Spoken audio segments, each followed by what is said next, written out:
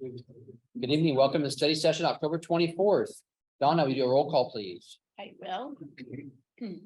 Councilmember Bode, Here. Councilmember Sherman. Here. Councilmember Gutierrez. Here. Mayor Nesco. Here. Deputy Mayor Schmidt. Here. Councilmember McDowell. Present. Councilmember Peterson. Here. Thank you, Donna. You're welcome. We have three topics this evening. Up first, Public Works Director Jay Harris with information for frontage improvements and traffic impact fees. Good evening, Mayor, Deputy Mayor, Council, Jay Harris, your Public Works Director. I have Aaron Nix here, our Capital Projects Manager. And I'm going to go over the traffic impact fee things and some general facility charge changes and that sort of thing. And then Aaron's going to give some project updates as we begin to start rolling them out. So frontage improvements, traffic impact fees, modifications, next slide. So impact fees, what are they? So under RCW, they sort of lump impact fees all together. You can do them for public streets and roads, parks, open space, recreational facilities, schools, and fire protection facilities. So impact fees can be charged by the school district or by our parks district. Public Works has one, it's called traffic impact fees. General facility charges are under a different section of RCW.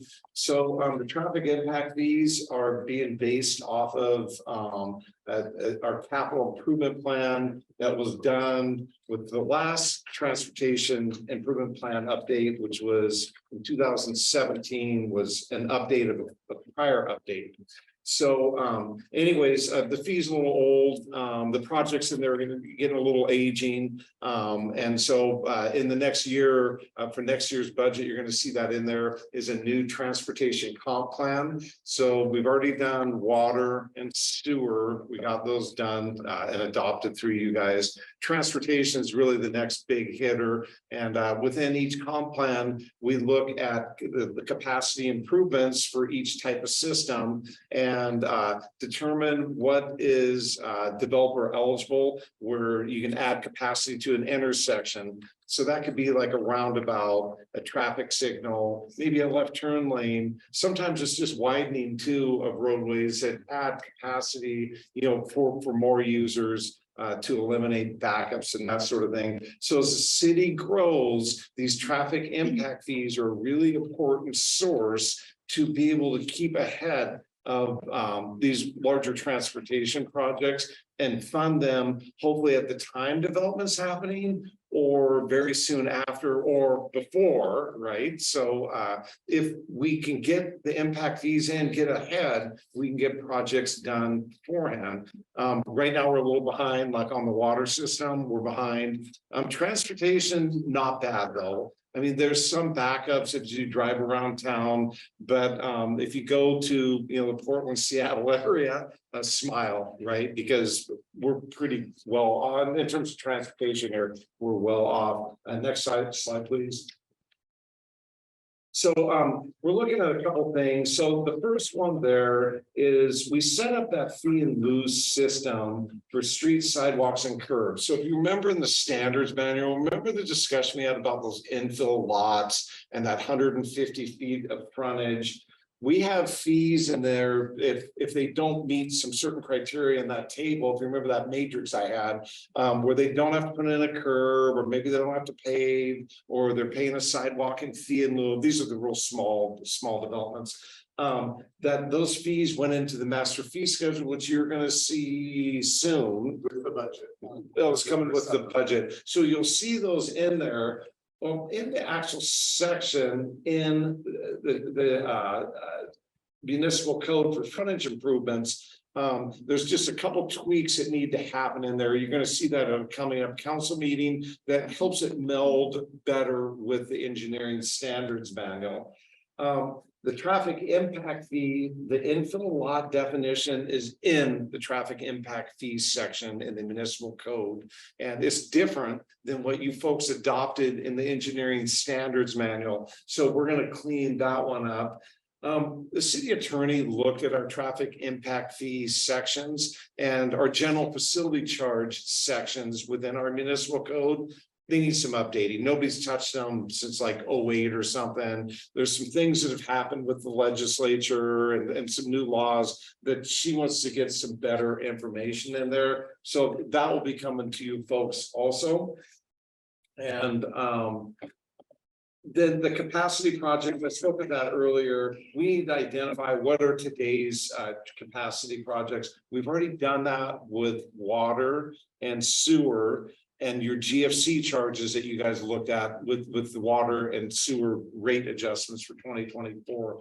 We need to work on the transportation next. That's coming in 2025 with a study of the whole city and really freshen that up and to look at some of our lane widths. And pretty much we're going to have a travel lane each way and a turn lane. That's sort of where we're at. We don't have any 5-lane, like you call arterial type of roadways in this city. Most of them are 3-lane type of roadways that we're going to need for our current size and use of the system. So anyways, we're going to go towards that in 2025. And also the project list is going to be a little more maintainable in the future. The fees will stay codified in code, but the actual project list is eventually going to move out of the municipal code and be the 6-year tip that you folks adopt every year. We're trying to go to that. That's the capacity project list as we move forward so we can be a little more nimble. Now, in terms of credits, so if you're a developer and you do a capacity improvement, the transportation impact fees and general facility charges, probably bringing that to council for you folks to look at a developer agreement just to give impact credits back for capacity. Now, I typically won't pay a developer for capacity that he needs or is going to use. It would be for additional capacity for future developments, right, that they could use. So when they oversize a pipe, for example, you know, they put in the pipe. If they oversize it, they get capacity credits for a large part of that. Like Coffee Creek would be a good example. They have to take a sewer line all the way from Pacific Court and the Western Gateway project. We extended it so you're not getting into the pavement there. It's going all the way up Railroad, going across Goldsboro, going up Deegan Road and coming into their site. That's the primary way for them to get sewer. Well, when that main line goes in, it's going to be 12 inches. A normal pipe's 8. There's a lot of acreage that will be able to tie into that pipe. Rather than putting a latecomers agreement on it, which we could, and that would go to council also, we're going to consider talking to you guys about general facility charge credits for sewer and getting that when they come in, they take up a building permit, they don't pay that sewer GFC. It gets offset by that project because it's going to serve a lot of people. So I'm going to bring in a basin map showing where they're at and how many more people will be able to tie into that gravity trunk line. So it's a good thing for the city to use those credits for projects because then we're not building them ourselves. The private developments are building along with their projects. More cheaply Because they don't have to pay prevailing wage and then keeps Aaron out of work. Oh, sorry. So it's just another way to get things done around here will be a good thing. Next slide. So the summary is we're going to be coming back to you with some code changes to consider just to clean up some of the city attorney's stuff with some of our impact fees. And then also be looking at a better methodology to give developer credits for impact fees. That's the end of the presentation. Any questions? Okay, comments or questions? So will every developer, can they do credit? Only if they do eligible, construct an eligible project. So to be an eligible project, it needs to be identified in the comprehensive plan. So that would be the transportation comp plan, the sewer comp plan, or the water comp plan. So there's a lot of projects that aren't in there. They're just local road projects, sort of that type of stuff. So the majority of projects would not be eligible because they're just off developing. Like Meadows Edge, for example, they just tied into a sewer line and a water line that were there, and there's no capacity improvements that they're doing. But yes, if they're providing capacity for others, they would be eligible for impact fee credits.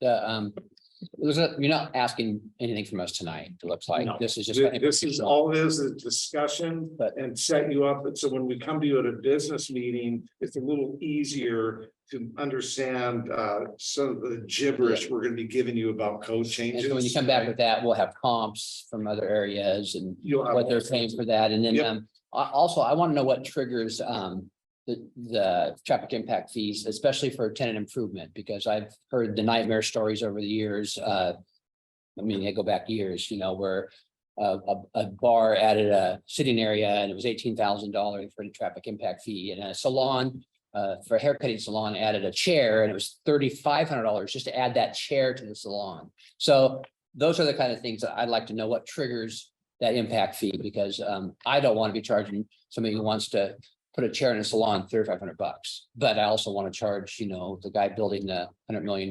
development. Yes, he needs to do his share, but. Yeah, it's actually sort of simple. So they use the Institute of Traffic Engineers manual, and it's a trip generation manual, and pretty much based around one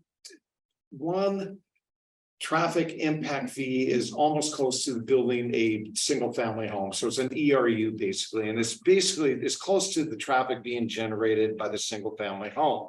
So when you go to the commercial side of that equates to about, it's about 9.8 trips per day. So you take that one fee that you pay, the one traffic impact fee. So you go look at a commercial development, you know how many trips you're going to generate, divide that by the residential, the trip, the weighting factor, it will tell you what the impact fee is. So when you add a new chair, there's a certain number of trips in the beauty salon that come along with that.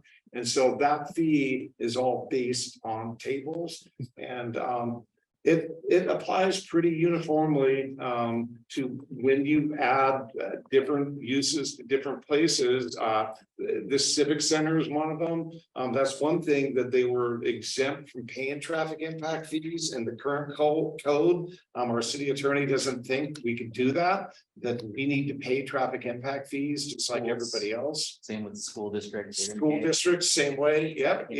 For all their Parks, construction. everything. Right. So if we're Everything. impacting the system, even as a governmental agency, she's Right. feeling that we need to pay those trip fees to be equitable also. So it's an interesting calculation, and I can bring you more information at the council meeting when we talk about traffic impact fee, how we charge a person traffic impact fees. Yeah, just, Okay. mainly what triggers it. Yeah, yeah. So if you got a change of use, is that going to trigger a traffic impact fee? If you already got building on railroad, it's been retail, then it's been an office, then it's been retail, it's been an office, now it's gonna be retail again. How many times you're gonna charge the impact for just that one storefront? That's correct. We have methodology in the code. It's every 5 years that whatever it is. So if it's something that is 20 years ago in there and was a high user, like a gas station or a restaurant or something, it'd be the recent use within the last 5 years is typically how we do it. We don't go back to the former uses.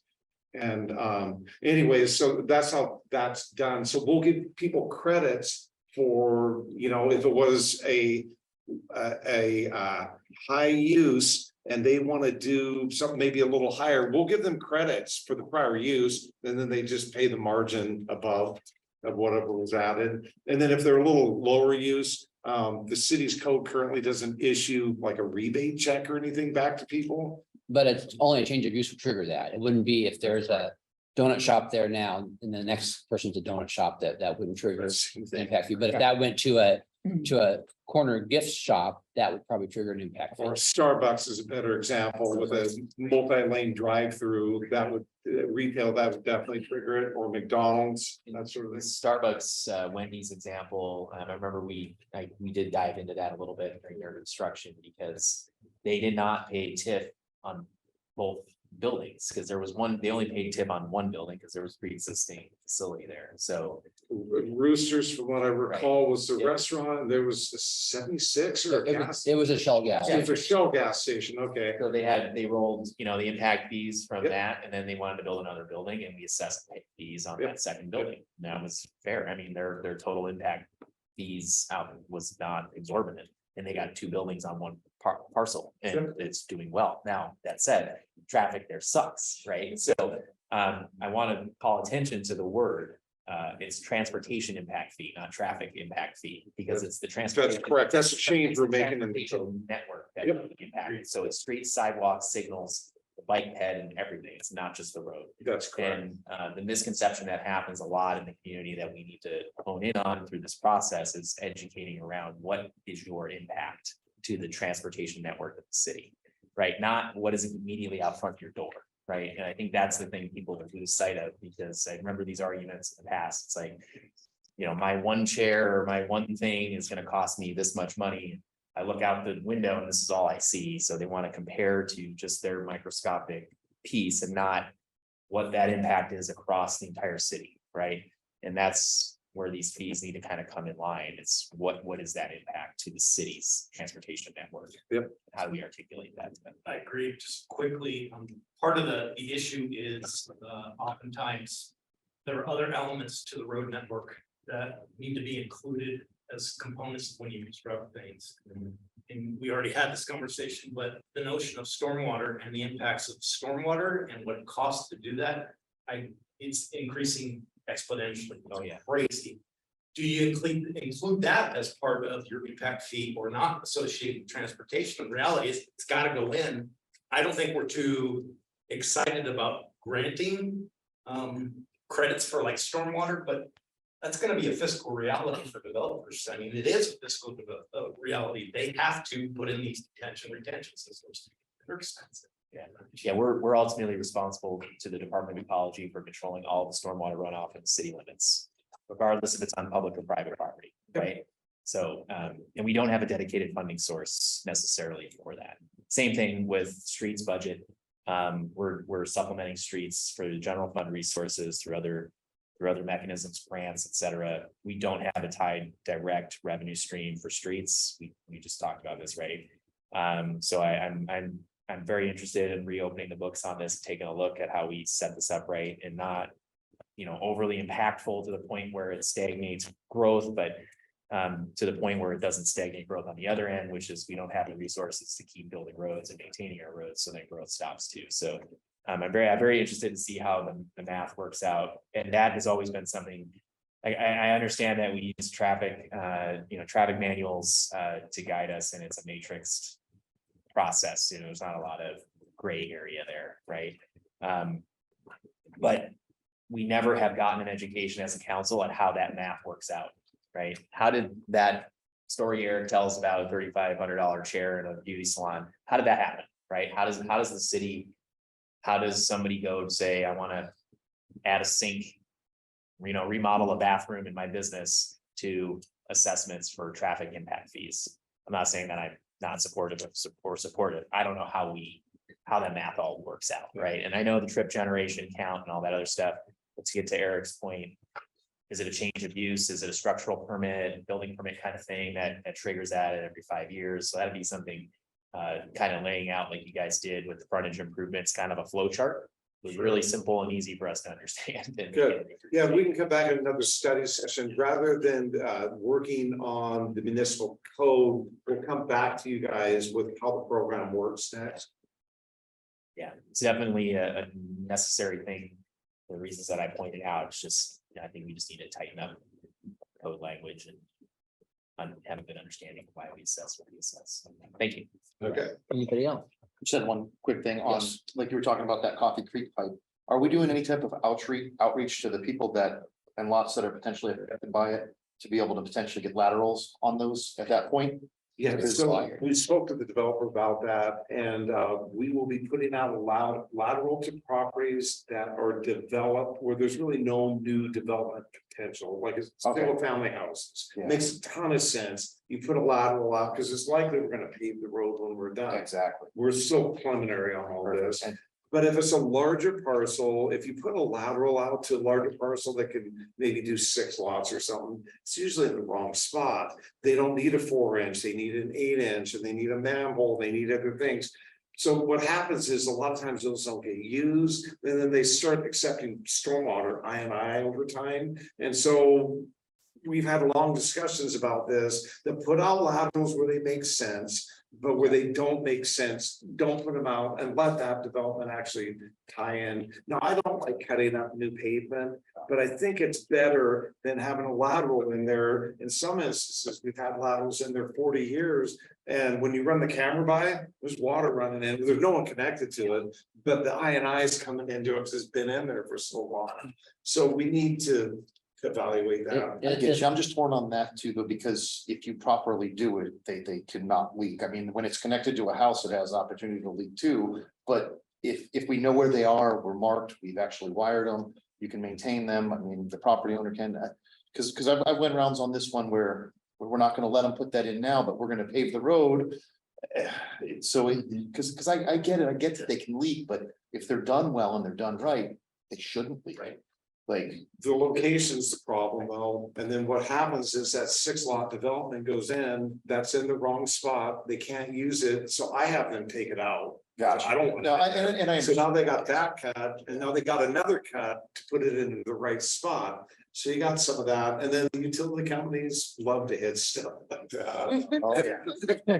They bore right through, that's where the INI starts coming in. The pipe's pretty confident, it's, if it's put in correctly, But with now all we- the seals and everything we have now. But now we have proper mapping techniques. It's not like before where we threw in laterals on the whole uptown and I looked at some of the handwritten napkin sketches that these things were. Where did it go? But now like we actually have to have proper scaled Well, drawings. we so know where should- they are now, though, Yeah. because of our video. Most of them. capability. We do, and we'll go videotape the line and we'll be able to say it's X number of feet from the manhole. Yeah. And so we can get that, we've been doing that for developments to just check when they're coming in, we want to use the laterals that are there if Perfect. possible. I just wanted to make sure we had some level of plan to reach out so people have that opportunity, because while we've already got it cut up, it's better than trying to tap that thing live. Yeah. It alleviates a lot of potential mistakes and So that's another question. So our code, if you're within 200 feet of a sewer line, you gotta hook up. So are we gonna Yeah, force exactly. everybody on a railroad all the way down? If Yeah. your septic If system it fails, fails, has to fail. So it has to fail. it does, Okay, I thought. or you can opt in. but they won't let you do repairs, like it's. Because it wasn't the escrow gonna wait for sewer? Didn't they say that? What? No, No, that was a okay. different issue. Okay, One of them failed, and continue to use the existing Okay. structure. Thank you. all right. Any other questions? Okay, moving on. Thank you, gentlemen. You're welcome. Capital Project Manager Aaron Nix has information for us about well one pipeline secularization project. We've heard a lot about well one the last 5 years, so Mayor. let's hear some more. Mayor, thank you. I appreciate, thank you for the opportunity to be here. Yes. I have the fun part of the job, at least our work, in that. I gotta tell you, I'm impressed with the amount of grant money that the city has been able to get and leverage. Most of the projects that I will be talking to you, and I will be talking to a lot here very soon. A lot of it is covered by grant monies. This is one of those projects. This is the well number one pipeline pressurization. Mary, instead of going to the project description, could you go to the next slide that actually shows the map? I think that will actually point out all of this one. I believe it's slide 3. One moment. There is. I've printed out copies of the slideshow for a reason. You guys- Yeah, we all- Must have failed. So you, yeah, Yeah. it's fine. Yeah. There's the map, you guys. The blue line represents the water line that we're gonna be replacing in some sections. We're also gonna be doing a slip lining technique, pipe bursting, process. So in essence, Where are we? the well number one is way up there at the top. We basically replace 800 linear feet from well number one to the spring house right here. All of that is open cut, meaning we're gonna abandon the pipe and put in a new pipe. Is that at the disc golf course? Yes, ma'am. Yeah, No, this Further- well- farther. yeah, the disc golf course is actually further north. This is Oh. the turn, that's the intersection going to the elementary. On the school. corner. It's Fountain Down. Yes. It's Okay. Still, the old Fountain Down Okay. Medicine. That's the spring house that you guys see in the corner there. From the spring house, we will then go approximately 3,900 linear feet down here to the high school tank. Now, Right. that line has been in for many years. It's a cast iron line. It's 20 inch. 20 inch in sections, 24 inch in other sections. It is a gravity water line, meaning it's not pressurized. Hence this project. What we want to try to do is, hence why it's called a pipeline pressurization. We're basically going to put in a new 12-inch ductile iron line all the way from well number 1 down to the high school.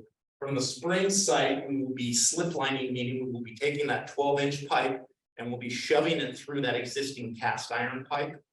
And they will be yanking it on the other end to get it all the way through. It's thermally fused HDPE in that section. So So it's a Like what we did continuous with- silk straw. When we did the Alder Stream improvements, and we did a lot of the pipe replacement, same concept, we pulled through the existing pipe. black pipe, it's very thick and they weld it on site and then slide it through and continue pushing it through till they're all the way. And it's a single piece of pipe. Also, it doesn't burst the ductile iron. We're not bursting, we're Bursting. using the 20 and 24-inch pipe as the carrier, it's like a bore. So we're The bore decreasing- casing is already in there, Yes. we're drawing the pipe through the And casing. we can because of pressurization. Right. Because we're gonna be adding more pressure to it. The other thing to think about is anytime you have gravity systems. You always have to be conscious of I or water coming into the system.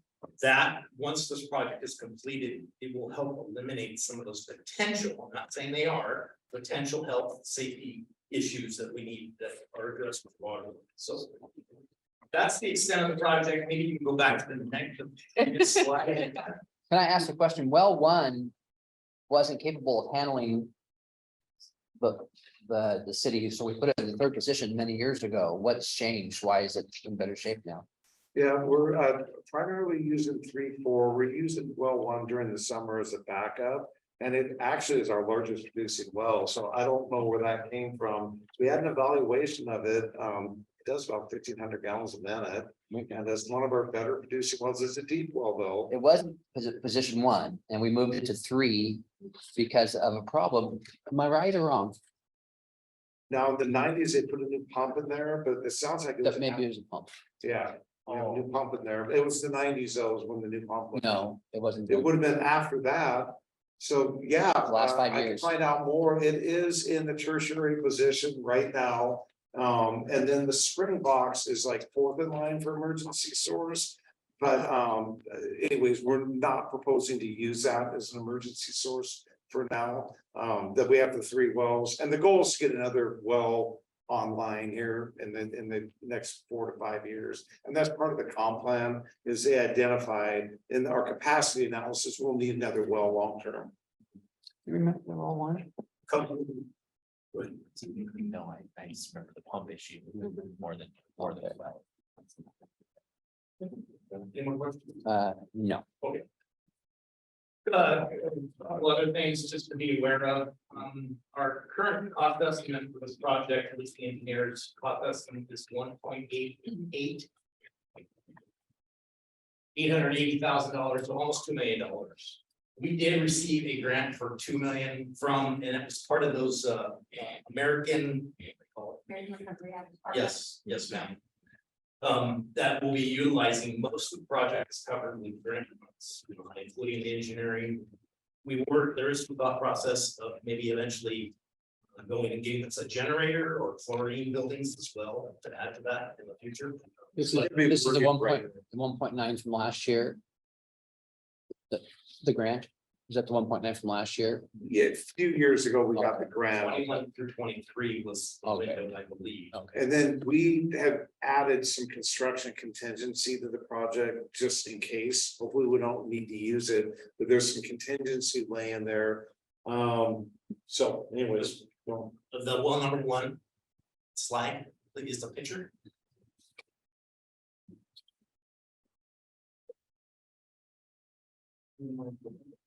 That's it.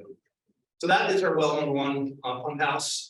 What we're gonna be doing here is removing a sand trap. You guys used to get a lot of sand in your water supply, so they put in a sand trap to capture it before it's treated and sent out for distribution. That's gonna be removed.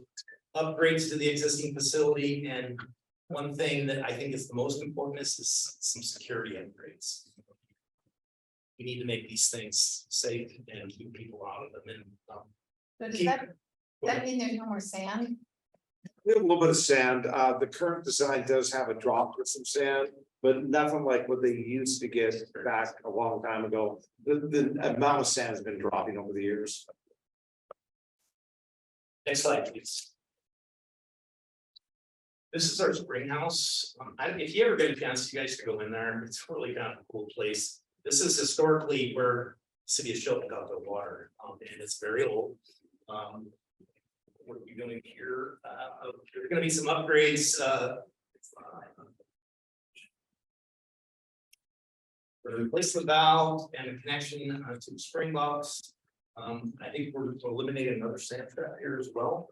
Yeah, there's a sand trap that goes way there, and then that connection is gonna be hard pipe straight up. And it will allow us to put in a pump and some chlorination there. Remember, I said it was our 4th level spot. We test the water's awesome in there, there's no issues. We do need to get it into the new pipeline if we ever need it as a backup source. That's if a well fails. For multiple reasons, right? The pump can fail, the electrical can fail, there are things that happen. That this spring box is great water. The city used it for 1,000,000 years. And we'll be using that in an emergency chlorinated water back into the system. We have it in our state permit to do so. Right now, it's not set up well for that. And so we're setting it up as an emergency source for the future. And then down the road, it's likely that'll remain emergency source, but I want to have another well online. So this will be like the 5th option, if you know what I mean. I think it's a great option, but just keep pushing it down the way there. Some of it is a capacity of this during the winter months, really good constant water. It starts to slow down a little bit in the summer months. So We're also gonna be doing some building improvements out there. There are buildings without any gutters. We're gonna get gutters on them as well as it's gonna be piped into a catch basin instead of it's a quasi. I don't know what it is. It's an area drain. Yeah, so that's deferred gonna be maintenance. So. that's to you guys at all these facilities, and it's gonna be the black vinyl stuff. So I think it's gonna look really nice. Next, go ahead. One more question. Yes, ma'am. Sorry. So this spring house, was that an original? Was that one of the first ones? It's one of the first ones. One of the original springs is actually at Pine Street in the maintenance yard. There's an infiltration gallery in there. And then there's an old building that sits in the back, sort of in the middle. That was the first pump house. And this came on a few years later. So yeah, I haven't seen this. This is our high school tank.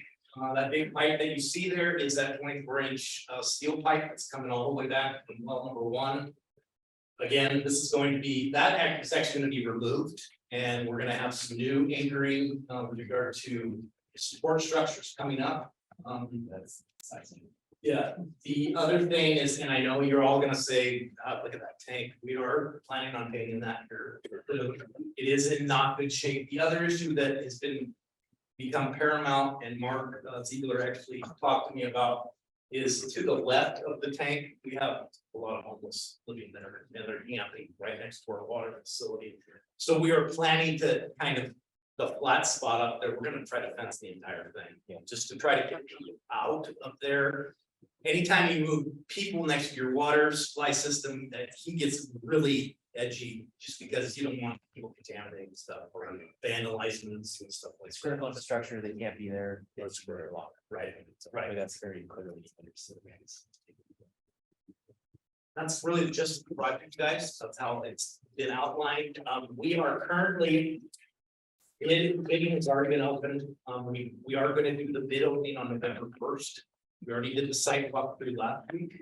We got about 5 or 6 different times that are at least signed up. So we're hoping to get some bids back. I'm hearing the bidding environment is pretty good right now, so. Quick, sorry. Go ahead. I'm just kind of curious, so, this is a water supply, so it's not like we'll have them running concurrently. So when we do this project, how long will potentially water be off for 2 hours? So that's the first question I asked. We don't assume that there's going to be any. Okay, Won't be any Because water outage. we have the ability to backtrack the system and resupply it from other angles. Thanks. Yeah. No, but you gotta remember, well one will be offline, Right. right? And so we're relying on Hydrants and well all three, that. 4, right? So we have a problem at another site, which we shouldn't, but if we do. You have a structure fire or something. It's something like We draw that, down something other water. unanticipated, yeah. Okay. So there's no guarantees, but we are doing it during the winter time, during low demand, right? That we determined we didn't wanna take well one offline in July. Doesn't make good sense, right? So we're gonna be well done, early spring. That's the hope. And then Jay has stressed to me adamantly, we gotta get the water system in better shape. As far as the next project after that is Ingleside and dealing with the dead storage Like issue, capacity issues. capacity issues. So that's coming up right next, and we got grant money for that now too. Those are, the water projects are number one on Aaron's list. We're getting other ones done. But for right now, I want to get them out of the way and get them in the ground and done. AMI also, it's another one. There's 3 projects, you guys, that I'm trying to get to bid before the end of the year. AMI, which is the meter piece replacing, we have most of them. It's been a supply issue of late, the MXUs, the unit, the transfer units, I can't get them, so. I'm about 100% done with my specs as well as the plan to get out there and update everything. With the intent that I'm gonna try to award this at your first meeting in December, the AMI project. We do have all of the devices now. He's been working on it, he's talked to them and they've assured us that We have they problems. will be able to get us them. From I think Census, it's been 2 years, hasn't it? We've it's been been getting half years. a handful at a time. The manufacturer gave us a nod, said we'll make it happen.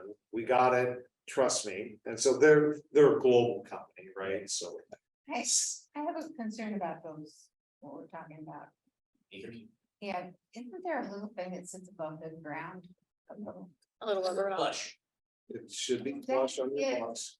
Oh, it doesn't, it cuts into the box, it's an actual pad, it's basically a sensor that cuts, the box is already cut, they just basically screw it in there. so there isn't anything sitting above. Nope, it's flush. Yeah. Yeah, it's very. It might sit up just Just a back little bit, there. but not very Yeah, much. we talked about moving boxes that were in a bad area when we started this project. There's some Yeah. boxes that are gonna get moved. That were moved, Yeah, but in general, all the boxes are getting replaced, Yeah. all new meters and transmitters. Kudos to staff, they've gotten a good chunk of, not all of them, not half, not even a third, but they got a good number We're of at them 10% done. right now. Yeah. The last thing with the pressurization project, you had mentioned about chlorine and, this will decrease the amount of chemical we need to treat, right? Because we'll go from that open gravity fed system. Yep. Right, so actually our water quality should be get better in a way, less chlorination, less chemical additives, it'll be. Yep. Awesome. My grass will be green. I won't have to use other chemicals, so. So the third project that we're gonna try to get a bid before the end of the year is the next one, and that is the safe routes to Did school. anybody else have any Oh, I'm sorry. questions on that? Okay, go ahead. Thank you, That's- sorry. Another grant funded project, Safe Routes to Schools program. I don't know how familiar you guys are with this, but in essence, what we're doing is we're looking at 3 different intersections next to schools, obviously, in which we're going to do enhancements for pedestrian safety. And I'll go through those different projects. Basically, the locations are 9th and Franklin. That's not by safety, that is by the school. That's right, the Safeway is at 7th. 7th Franklin, that's the other location, and then the final one is basically on Shelton Springs Road. We're actually gonna be putting a pedestrian island out there so that you can have refuge in the middle of the road. Obviously, there's gonna be flashing beacons and those kinds of things, but it will offer an opportunity for people to feel a little bit more safer, as well as the fence that's there. I don't know if you guys know that lot right across. A lot of people park in there. My understanding is we're extending that fence all the way through to that for safety and those other types of reasons. So I just know the sign says no left turn. But you sit behind those people for 20 minutes. Trying to make a left turn on Shelton Springs Road. Wait a minute, Every morning. talk to me more about that fence. Yes. Where's that fence going? Yeah, if we go to the plan, we'll get there in a second when we show you that plan sheet. We have the plan sheet. I don't know if that's the next slide. It's actually the second to last, but we will get there. Well, But yeah, exactly where's that? Yep. Okay, so again, we were awarded $770,000 through the Safe Routes Through School program. The match for that is 13.5% and equates to about $120,000, which coincidentally meets what our current budget is for that particular project, as well as the cost. The engineer's design estimate is right there, so we're feeling pretty good. You want to maybe mention something about contingency on that one? Yeah, I mean, we're pressing the upper limit of the budget for the new engineer's estimate. We just got one. I'm proposing in the 2024 budget, another 90,000, just as a, if we need it. We still need to get this thing to bid, we'll get the prices back. The goal is not to use that. But rather than do supplemental budgets later and all that, I thought it was a good idea to put a 10% construction contingency on the current cost of the project.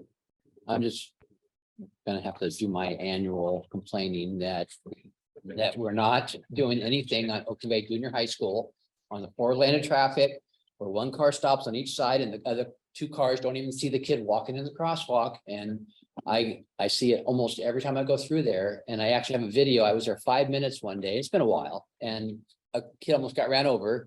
He actually hit the car with his hand. It was so close.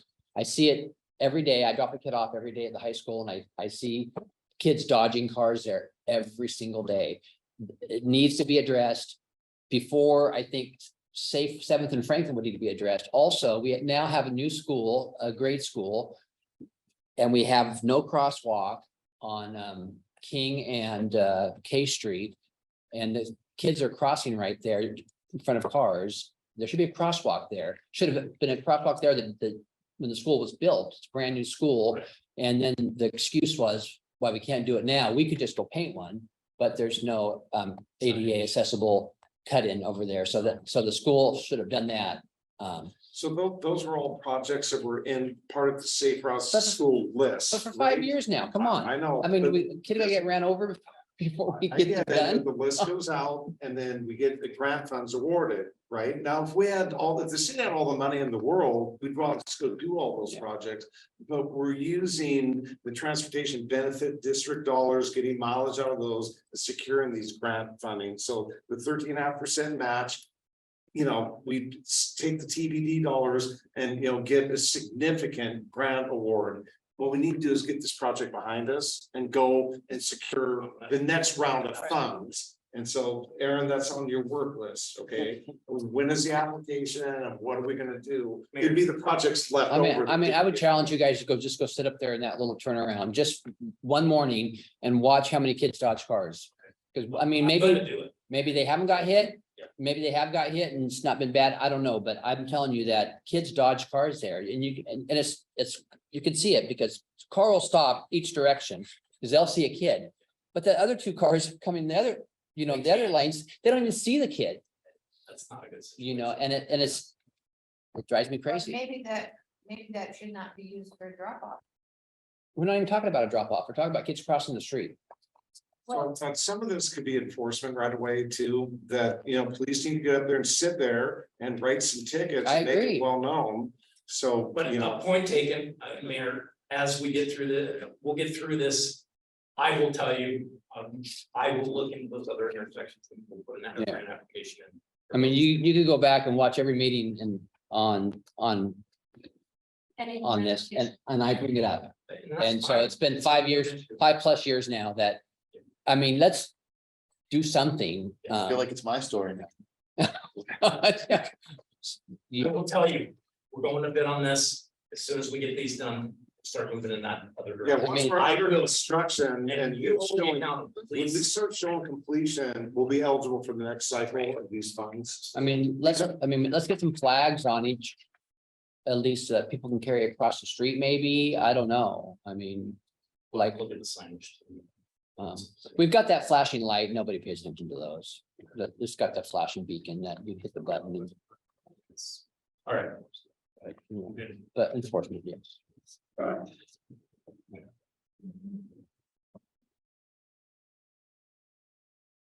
Can you go back one? Did I miss? No, you were right. Go back. I had the wrong date though. 9th and Franklin. Very good. Just kind of a detail, you guys, I want to kind of show you what's intended. The idea here is obviously there's going to be some bulb outs. The idea being shrink the road down a little bit so you get some traffic calming, people slow down. That's the whole intent. As well as we're moving in the direction, typically, most of the stuff that we have here in the city is painted as far as markings. We're actually moving to thermoplastic, which is it's an awesome product. If you've seen it before, basically it's these sheets of white plastic that they lay on the ground and they burn it on as opposed to doing paint. And the life expectancy of that is like 10 years compared to 2 or 3 with paint. So all of these intersections are going to get that upgrade in regard to this thermoplastic. They're not slippery, are they? Would you get wet? Actually, they're not. That I have seen, they've been actually adding some grittiness to it, some sand, to kind of help with that. And it's just good product. It lasts for a long time. Again, the bulb outs, but also notice the little pink areas, all ADA accessible. So all of those are going to be changing. Next slide. Some of Franklin, this is down by the Safeway store. No rapid flashing things. Again, the premise here is we're going to be doing the bulb outs, ADA accessible with thermoplastic put on and stop bars so that people can actually physically stop there and some signage. Okay, next slide. Here's the fence area. Talk about. There's an existing fence.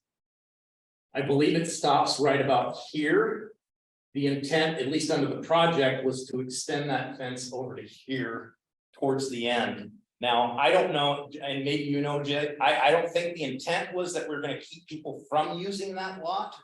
But I don't know for sure. No, well, the intent of the fence is to get people to cross it where they're supposed to be crossing and not run across the roadway. I see. Okay. I'm confused. So the fence right now is halfway down. It's just, It stops right here. Yeah, and then there's the rest of the way, there's not a whole lot of room there, so you're gonna, But it'll give one point of entry and exit too, instead of people just coming through anywhere in that. area. Exactly. Yeah, So Exactly. if it's fenced, then it's gonna force the students or people to go to that fence in the crosswalk. And then it's gonna force cars further down to just be able to come in and So out. that's my question. Are we still? Is there vehicle access in there? There Maybe. can't- Yeah. Yeah, drive in and out. It'll be on the Use it right now. Exactly Yeah. what they do now. it'll it's be just right now- there now. You're Trying to it's direct all that the pedestrians to this. 50-foot driveway or 100-foot wide driveway, you're gonna shrink that down to 25 feet. Room for one car. Correct. Yeah, Correct. one car can go in, one car is coming out, right? We own that little Yeah. parking lot as a city. little Parks. triangle, I believe so. That's the home fund. yeah, Yep, we own that just golf course. It's a good improvement. That's at 90 acres, So I know. a part of that. So, Joe, you are seeing that we are putting in a new entrance here. oh. So there will be, That's what I know. okay, you will be able to ingress egress here. With the Okay, notion that. And is that the bus garage? yeah, it's right next to it on the left. Yeah, the bus garage. Looking at is the satellite farther picture. than- Yeah, the Yeah. bus garage will be on Further the down. left of that. So, okay. I got you. You're putting in a new entrance. Correct. into So you're hub- moving the hub parking fence. area. Yes, So we. Ah, okay, sorry. This. I get it. Somewhere where the crosswalk is in that area. Yeah. Yeah, okay, The bus garage. okay, where the existing crosswalk is. Okay, so Right, there okay. won't be an entrance way there on the That's right. right. is No, what it is. Okay, correct. No, it's I was, just- okay. I was Right shutting that here. up, yes. So the fence is for people, keep the cars from going out there and get everybody to that one driveway and the people to walk across where they should be walking across. It's a lot of bang for your buck with the fence. It's gonna be a major adjustment for some people, but if it's for safety, then it's worth it. well, the other thing about this intersection, you guys, is you're gonna have the RR rapid flash, rapid, Mhm. Yeah. Or you know, whatever. Right. they're called. You will have those there too, so it is a school facility, Right. they will be pushing buttons, these will be flashing, They'll all be that. running across the street while they climb. Well, they're not supposed to be over there parking anyway, Yeah. but Well, and maybe that was kind of where I was kind of going with this is, so, okay, so this is students parking across the street, walking across the street. I understand this for the Huff and Puff and public access, but. It's just a moment where not having a school impact fee. the transportation impact fees, right? So we're spending city dollars on the match on this, and it's really to Yeah. benefit the school district. And the reason why the students park over there, you know. Because they're not allowed to park over the side. of the It's, school. there's Well, not they that have to many get cars, trucked. there's not that many cars parked there anymore. Your basic people running back and forth are the kids that are over there vaping. There's 20 or 30 of them that sit over there vaping. They don't want to. Yeah, there's not a whole lot of cars there in the morning. I drive by it It's not every day. 10 cars over there, it's not been packed. Yeah, there's not very many cars over there during the day. And it could, if we have a game and, you know, there's a Yeah. lot of cars, you know, from out of town, it could fill up on one of those nights. Or if there's a disc golf thing and they're using all the parking lots, they might. But the back and forth, it just kids hanging out over there before class. Yeah, and I guess comparing projects, the other one that rises pretty high, in a similar fashion is between. Olympic College and Shelton Springs Road, That- or yes, 13 Olympic that's what I College, that's also another area where you get. Early morning head traffic, especially during the rush, kids walking down the path, and there's not an area of refuge on the crosswalk there as well. Yeah, we've had So- some public comment on that. so, about a month Yeah, ago, it's just 6 weeks ago. and that's a danger spot, so as we talk about, whatever Peacock Hill or the Olympic Heights. You know, their impact, I think, should be an improvement in that intersection, right, that would address that. They're gonna need Yeah. to do something there. Okay, this work? This particular. Well, all three of it. The intent, well, probably after the first of the year, would be when they, after we've got everything done as far as sign contracts and all that stuff. Like I said, the bid opening for the well number 1 is on November 1. We will verify bids and then award it shortly after that. We do want to get this out to bid this year and secure a contractor this year. Washout's changing their standards to the 2024 manual. This was all built out of the 2023 or 2022 manual. And so we want to try to not have to change all the plans and specs and all that. can you talk a little bit about how you design the refuge island, the head spot there, is that gonna be a rolled curb kind of thing, or that's gonna be? Correct, it's a raised island, yeah. It is So we're painted completely raised island. Yes. Okay, cool. painted really bright so that it's visual, so you can see it. It's yellow and pink. I really like that, let the street department know all the reflectors they put going Isn't that up. nice? Yeah, that's, I can't believe the difference it made. Oh, 'Cause we it's walked there huge. Before we went, and you know, because we were looking at poles, people that are drunk and hitting the things. the first week the road was opened. Right. Those are actually screw on. I thought they were stickers, but they're not. They're No. actually plates that they screw on and it points into the road. Yeah, I was excited when they Yeah. first put them around the mediums Yeah. there, the planters, and then the other day I noticed that they put them on all the way down. I said, that's great. Yeah. So Got those, it gives those people a little heads up that, hey, you're getting close to that pole. And so, again, sorry, this is an interesting one. So actually, are we narrowing the lane width through there as well?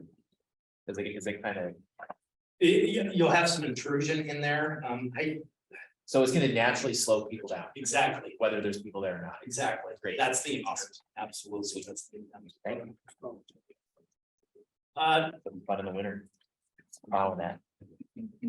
Hey, the last slide there, I found that, it surprised me, the last motor logs came in by train in 1948.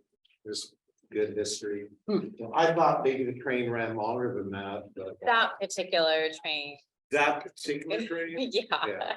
So we look at this picture and we hear people say how blah and unpretty downtown is much better than what this goes right now. Pretty blah back in then. They did the best they could. So I don't have any formal announcements yet, but I just want to tell you guys that we got some very positive feedback on our TIV grant. Good. It was $4+ million to redo what they cut away. Yeah. Great. And it appears we're gonna be able to keep the parking from K Street this way down to C. And then with it, we have just enough room to get the bike lanes in and have parking, have 2 travel lanes in the turn lane, pretty wide through there. They weren't gonna, they basically said if you guys aren't amenable to bike lanes, then you're probably not gonna get awarded this. Yeah, We said we're amenable, Transportation projects are gonna go through. so. Yeah. That's what that beautiful 18-foot Multimodal path. multi-path going up Olympic Highway north was. Yeah. Bikes and strollers and people. Then from Cade to Wallace Neal and down a right turn lane that goes into Cade. As you're coming down to town, that's going to change over to bike lanes on both sides. It's gonna get eliminated. So how far will that new road go from where to where? Wallace, Phelan, all the way down to C. Where the Oliver Street project ended at Meat Street. Yeah, it's pretty rough. It's a rough road, Yeah. and we bumped up the cash a little bit, at least the ask, just because of how bad shape it is in. That's obviously the old highway. We actually were able to talk with. Who was it? Yeah, former inspector. Further inspector, former employee of here, he was there when they pulverized. His first day on work, he was up there.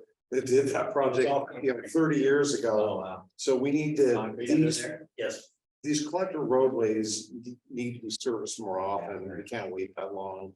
So it's a good thing. The other positive thing is our match might go down a little bit with it. And the state's contributing a little more. Will allow us maybe to have some budget for some pedestrian furniture, maybe a few benches, a few garbage cans. Put in some more street trees, maybe talk about a couple pocket median islands to break up the long look. We're gonna get bulb outs in. Yes. It's gonna be a different looking street. street trees. Street trees if we Lights. pull it off, so Yeah.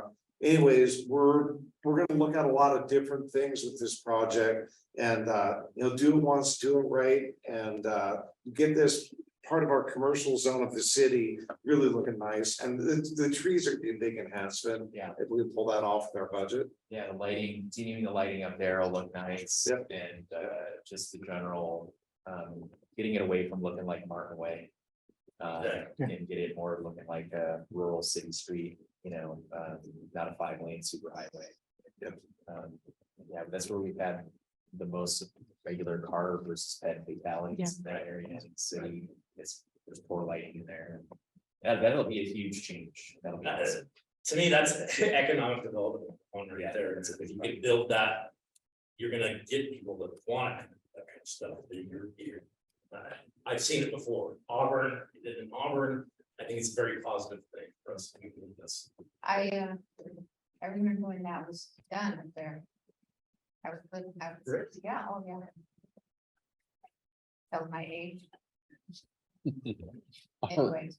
It was a big project, yeah. All right, council have any more questions on any of these? Just want to thank everyone for bringing all the money. Want to thank and be grateful for the American Rescue Plan Act and all the fundraising that we did to get some of the funding into our cities and streets. So thank you very much. And Thank you. walking down Railroad, if that's going to make, if this railroad is a template for what we're going to see at these new streets.